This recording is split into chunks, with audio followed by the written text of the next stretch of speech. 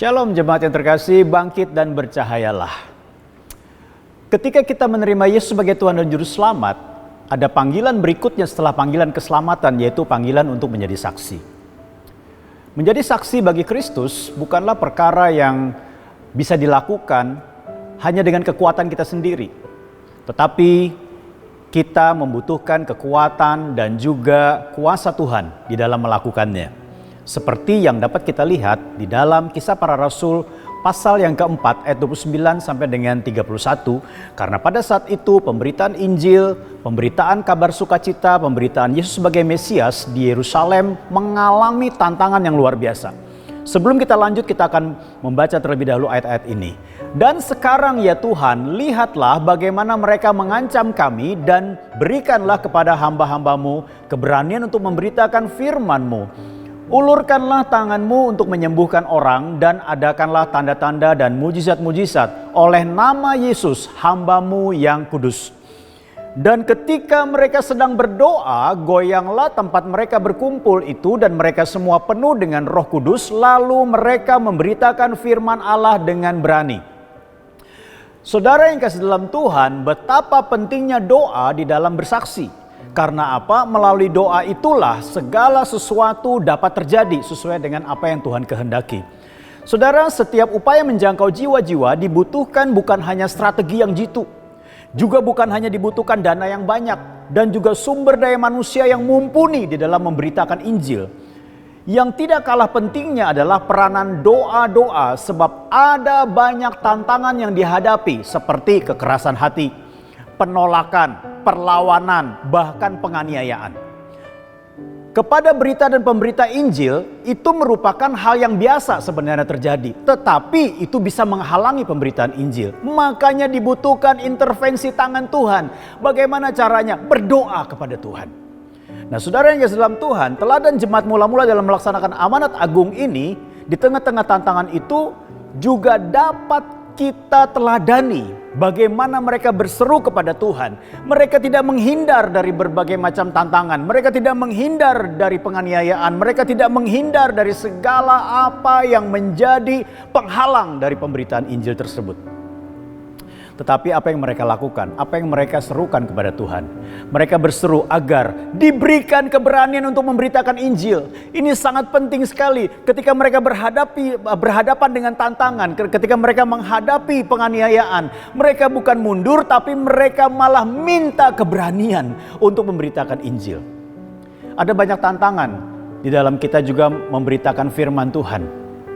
Terkadang ada kekerasan hati, penolakan, entah itu mungkin kita beritakan itu kepada saudara yang terdekat sekalipun, atau mungkin orang lain. Tetapi ada hal-hal yang kita hadapi yang sama seperti yang dihadapi oleh gereja mula-mula. Mungkin tekanannya saja yang berbeda, tetapi permasalahannya sama. Dibutuhkan keberanian. Mereka tidak mundur dengan apa yang mereka hadapi. Mereka tidak mundur dengan tantangan yang mereka hadapi. Tapi mereka minta keberanian dari Tuhan. Supaya mereka tetap dapat memberitakan Injil. Sebagaimana Tuhan sudah taruh dalam hidup mereka melalui pemberitaan amanat agung sebelum Yesus naik ke surga. Hal yang kedua adalah supaya mereka diberikan kuasa. Bukan hanya keberanian tetapi juga kuasa. Kuasa untuk mengadakan apa? Kesembuhan, mujizat, dan tanda. Saudara yang kasih dalam Tuhan, saya percaya pemberitaan Injil seharusnya dibarengi juga dengan menyatakan kuasa Tuhan. Hal ini saya mau katakan di dalam zaman sekarang ini seringkali sudah jarang terlihat, saudara ya. Pemberitaan Injil di mana-mana. Orang sharing firman Tuhan, wah banyak sekali. Orang membuka rahasia firman Tuhan luar biasa sekali. Itu tidak salah saya katakan. Tetapi kapan kuasa Tuhan dinyatakan? Ini juga sangat penting. Jadi dua hal ini yang mereka minta supaya itu terjadi. Sehingga apa? Berita Injil bukan hanya sekedar kata-kata dan kalimat. Tetapi juga manfaatnya dirasakan melalui apa? Lawatan kuasa Tuhan kepada orang-orang yang mendengarkan berita Injil tersebut. Di mana mereka juga boleh mengalami kesembuhan. Boleh mengalami mujizat. Bahkan mereka melihat tanda-tanda yang meneguhkan mereka bahwa Yesus adalah Tuhan yang berkuasa atas segala sesuatu. Bukan berarti pengejaran mereka kita alihkan kepada mujizat, kepada kesembuhan, dan juga kepada tanda. Tidak. Berita Injil harus disampaikan. Tetapi juga mempraktekkan atau menyatakan kuasa Tuhan juga harus dinyatakan. Sehingga berita Injil yang disampaikan memiliki kekuatan yang luar biasa. Dan Tuhan sendiri berjanji bahwa aku menyertai engkau sampai kepada akhir zaman. Itulah janji Tuhan bagi kehidupan kita. Dan saya percaya ini bukan hanya berlaku buat gereja mula-mula, tetapi juga berlaku buat kita semua pada saat ini ketika kita memberitakan firman Tuhan. Tuhan Yesus memberkati. Mari kita berdoa.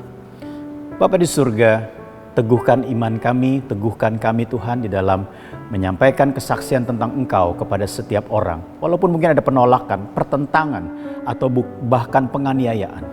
Biarlah kami boleh terus diberikan keberanian, bahkan juga kuasa Tuhan untuk menyatakan bahwa berita Injil bukan hanya terdiri dari segala kata-kata yang bagus, tetapi juga ada kuasa Tuhan yang menyertainya. Terima kasih Bapa di surga. Terpujilah namamu. Di dalam nama Tuhan Yesus kami berdoa. Amin. Tuhan Yesus memberkati.